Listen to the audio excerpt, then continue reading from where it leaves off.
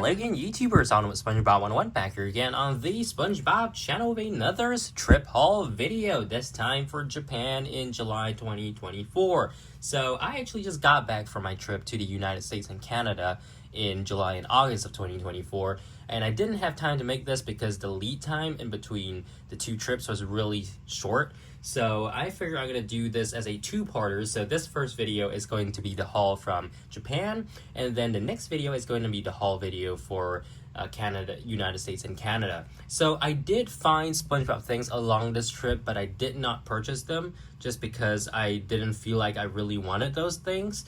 But nonetheless, I will have a specific video, individual video showing you guys what I saw in Japan relating to SpongeBob, and I hope you guys enjoy that one. I'll link it. If it's already up on the channel, I'll link it in the description box below. If it's up next, I will also link it in the description box below. So now that that is out of the way, and you guys know that there is no further SpongeBob stuff, I have to also make a disclaimer here. It's probably just going to be Pokemon at this point.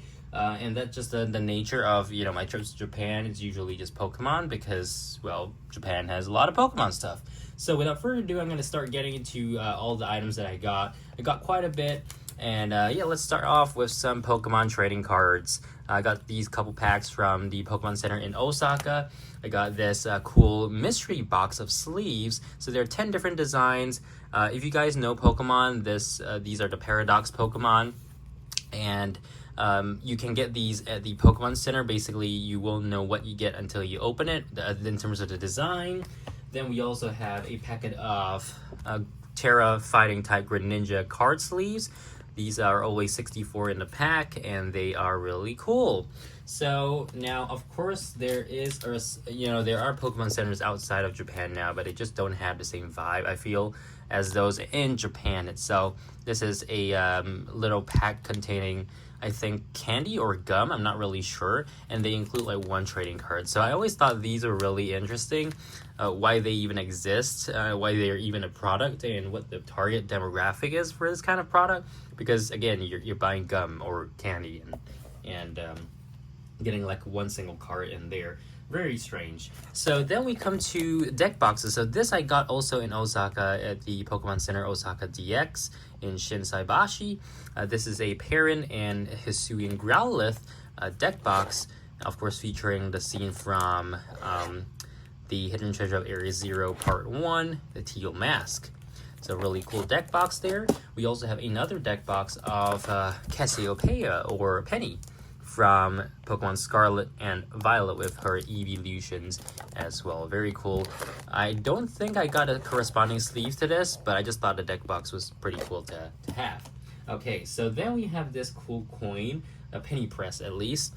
This is a like a kimono or costume Pikachu from Pokemon Center Kyoto. So moving on to the next bag here, I do have a couple of things from Kyoto, from Nagoya. So we're going to start off with these 3 pairs of socks. I got one really cool Evolution one, low-cut socks. Then we have a longer Garchomp blue in color socks. These are the longer ones. And then also a longer Meowscarada pair of socks here. Very cool. Basically, at the Pokemon Centers, you get to buy 3 for, I think, like 1,200 yen or something, and they're usually $4.95 or $4.75. So you get a little discount if you buy them in 3s instead of just individually.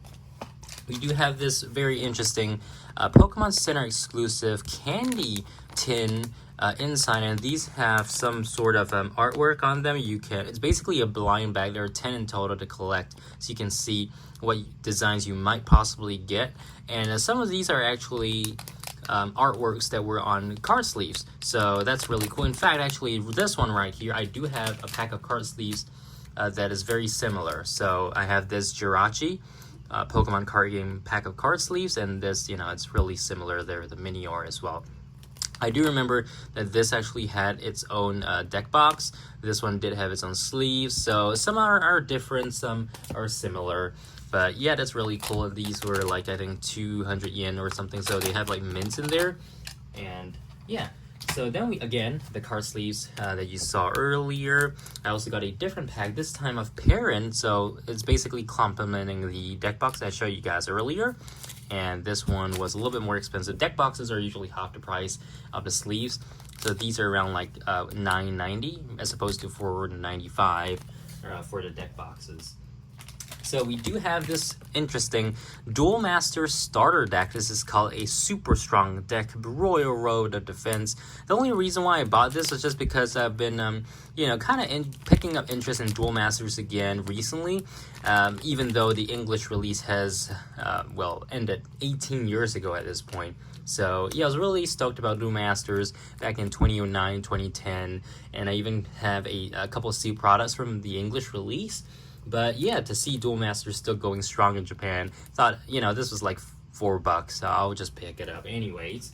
We do have a couple more Duel Masters packs here. I believe these were of the latest set at the point of, I bought them, DM24 RP2. It's really hard to keep track of Duel Masters nowadays just because, who calls a set, what kind of set number is DM24 RP2? Well, at least like Scarlet and Violet, you just have like Scarlet and Violet 1, for example, Scarlet Violet 2A.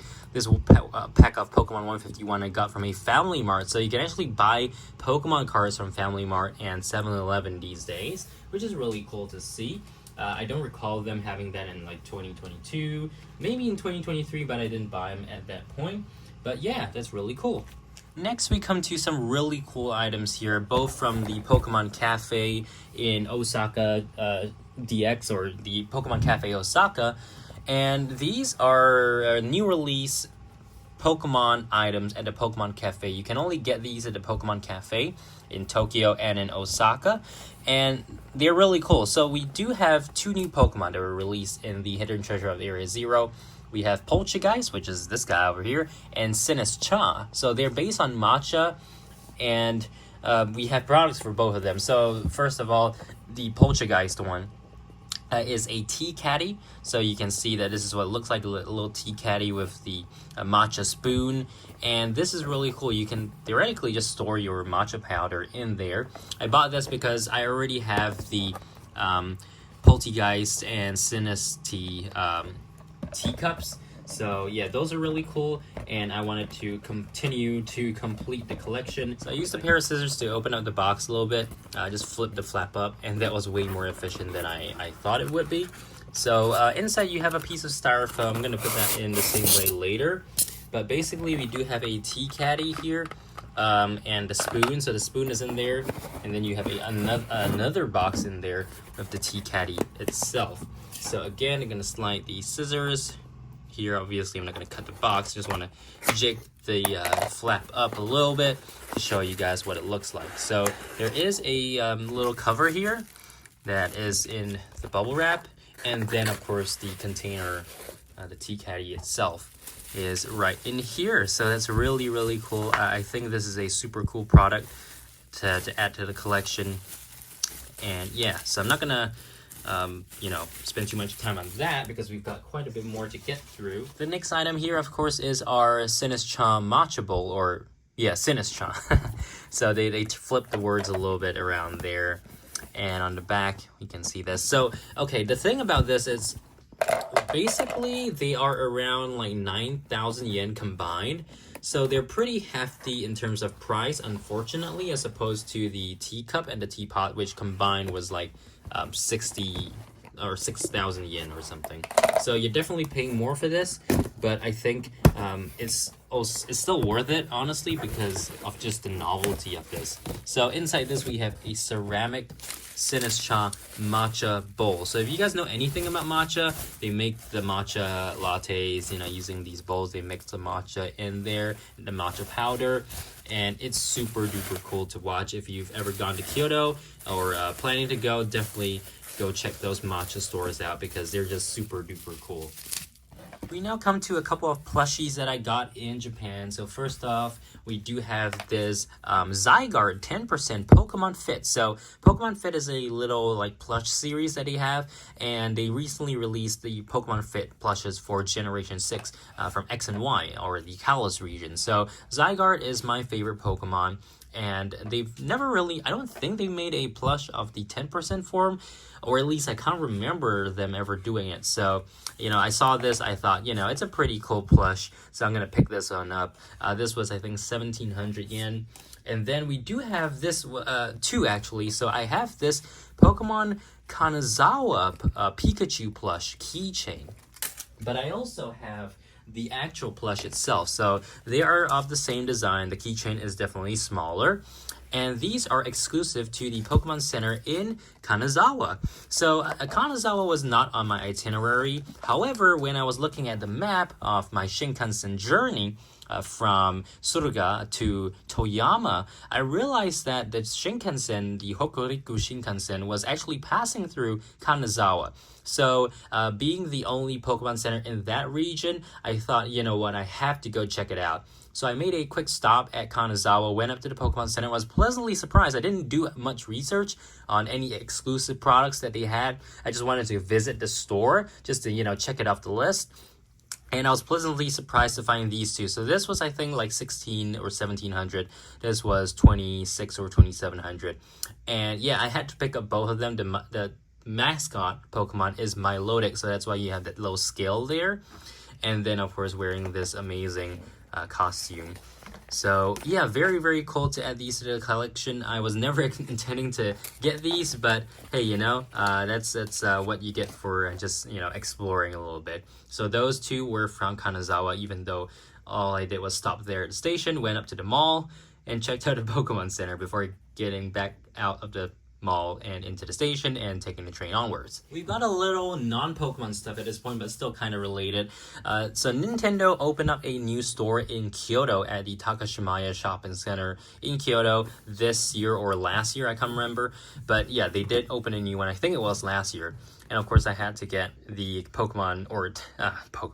Nintendo Kyoto shirt, of course. So now this only comes in red as of the making of this video. When I was there, I didn't find any other colors. It was just red, unlike in Osaka and Tokyo. So yeah, just something to keep in mind. This was, I think, like 50 or maybe like $50 US or slightly less than that. So it's really pricey, but I just wanted to complete my trio collection. So I picked this one up. This was the only thing I actually bought there because, you know, things in Nintendo stores are pretty expensive. They did have a couple of really cool merch that was insanely expensive and I had no use for, so I just passed on those.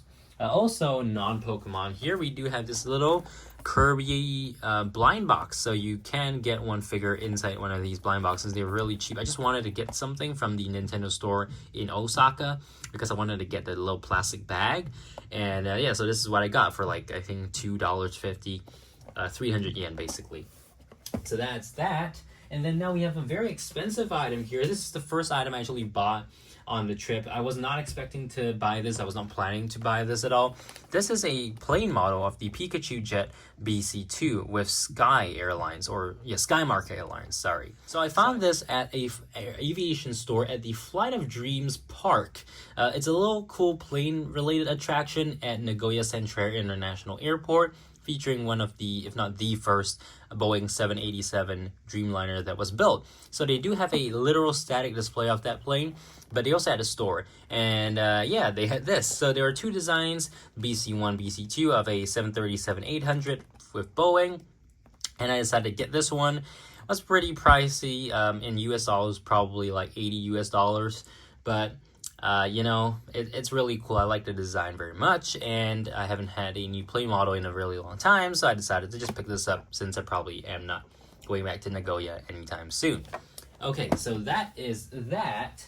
We do have a couple more things from the Pokemon Center in Nagoya over here. So we're going to start off with this. So this is a tin of rice crackers, I believe. They feature some of the characters from the Pokemon Hidden Treasure of Area Zero DLC, you know, for Pokemon Scarlet and Violet on Nintendo Switch. So we have Ogerpon, Gouging Fire, Raging Bolt, Walking Wake, and then over here Pecharunt, Okidoki, Monkey Dory, and Pheasantipity. And then, oh wait, I just realized they don't have the paradoxes for the future ones.